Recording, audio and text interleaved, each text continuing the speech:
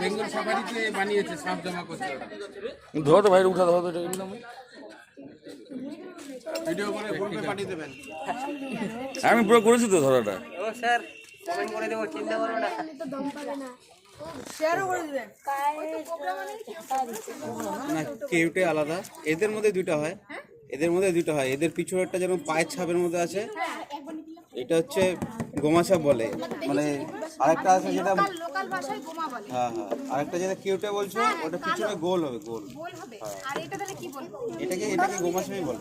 এটাকে গোমা সাপ বলে, ওটাকে নাও ভাই নাও। গোমা তো লোকাল ল্যাঙ্গুয়েজে গোমা, গোমা তো বইতে লেখা। এটাকে গোমা বলে, ওটাকে কেউটে বলে।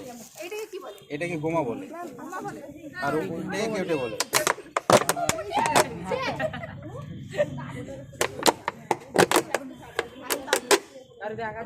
একজন বলছে সাপ ধরে ব্যাগে করে নিয়ে যাচ্ছিল, ব্যাগের ভিতর থেকে ও কামড়েছে, হয়ে গেছে, ওকে হাতে কামড়ে দিয়েছে। ও ধরেই সাপটা, ও সাপ ধরে আর কি।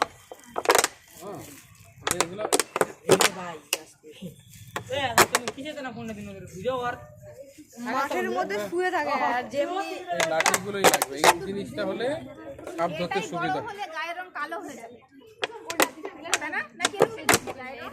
অনেক গাছে কালো হয়ে যায়, এরকম থাকে, বেশিরভাগ এরকমই থাকে, কালোটা খুব কম পাওয়া যায়। হ্যাঁ, ওই যেটা হলো কি, যেটা হলো কেউটে কাল কেউটে বলে তো। ও